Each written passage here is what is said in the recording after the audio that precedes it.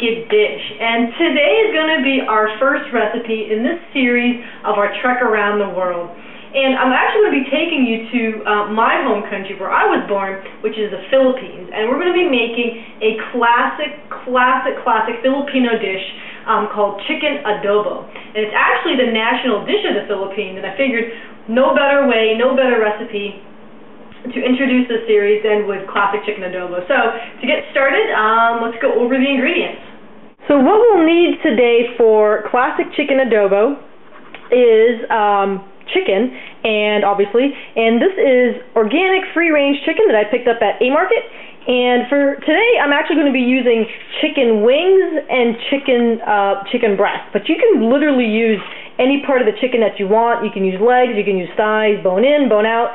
I like to combine chicken that has bone on it because I find that it keeps the meat moist, but also I do like to have some white meat as well. I'm going to be using half of a yellow onion, 4 cloves of garlic, about 1.5 inch piece of ginger, organic wheat-free soy sauce, rice wine vinegar, and you can use pretty much any vinegar, but I like the flavor that rice wine adds to this recipe. I have fresh spring water and my glass cookware, which I'll be putting the food in. And in typical Filipino recipes, pretty much every recipe starts off with ginger, garlic, and onion, I should say here.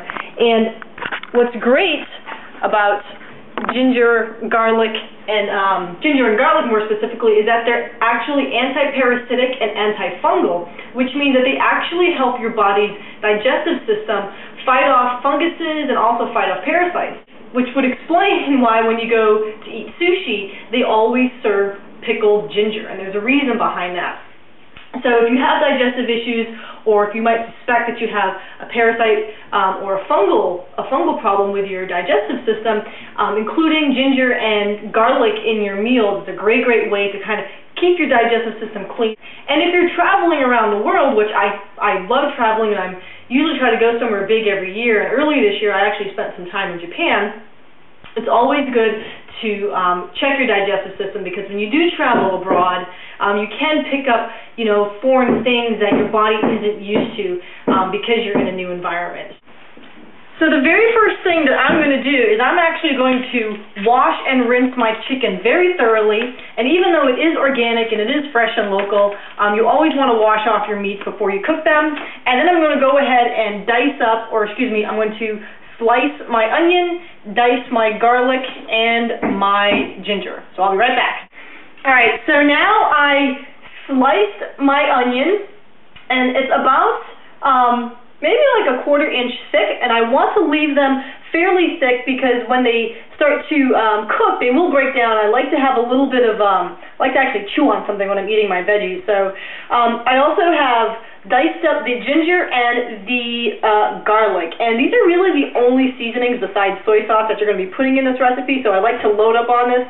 Plus, it's great for your digestive system, so don't be afraid to use too much ginger or garlic.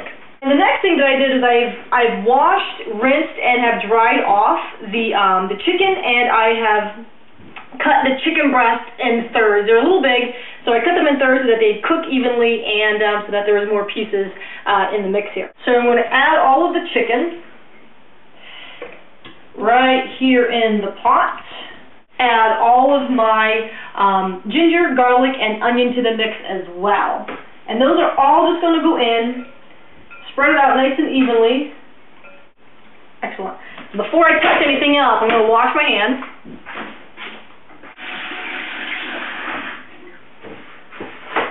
So now I have the chicken, the garlic, the onion, and the ginger here in my glass cookware. And all I'm going to do next is add my soy sauce, my rice vinegar, and a little bit of spring water.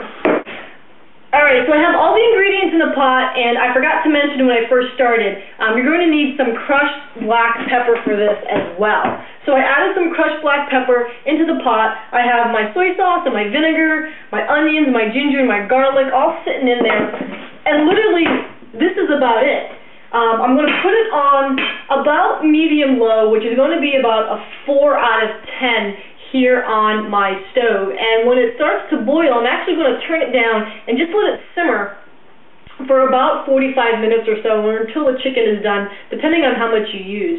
And if you'd like, you can even brown the chicken before you even do the recipe, but I find this is quicker, this is easier, and I can literally throw it on the stove. 45 minutes later, I have my meal ready. So I'm going to let this sit here and do its thing for the next 45 minutes, and I'll show you what it looks like when it's all done. So everything is done, the chicken is cooked, and I'm actually going to be serving this over brown rice. And I wish you guys could smell this right now, because the smell has just permeated my house and it just smells awesome. So I'm going to grab some chicken here with a little bit of sauce and some rice and some onion. Give this a whirl.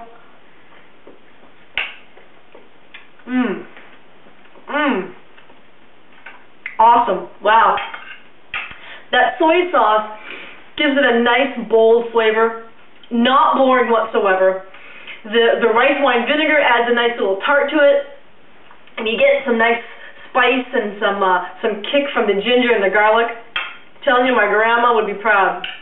So hopefully you guys like your recipe, and I'll be back next week as we'll go somewhere else exotic, and I'll bring you another international dish. And always, as always, if you have any comments or suggestions, please leave them right down below. I love hearing your feedback. And like I said before, I get a lot of my ideas right from the blog or from comments from you guys and on my Facebook. So keep them coming. And hopefully you guys have a good day, and I'll see you next week. Bye.